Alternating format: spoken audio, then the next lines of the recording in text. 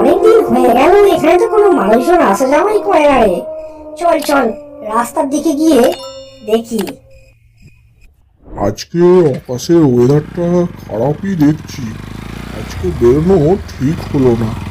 রাস্তায় কোনো বিপদ আপদ হবে না তো? শুনেছি রাস্তায় এই মাঠের হাইওয়ের দিকটা খুব খারাপ জায়গা।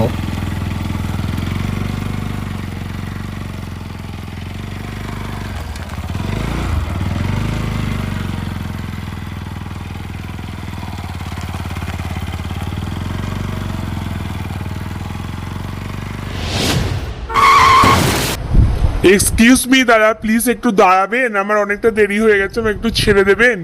আমি পাশের গ্রামেতেই থাকি, একটু ছেড়ে দিন না প্লিজ। আরে ঠিক আছে, উঠে আসুন বাইকে।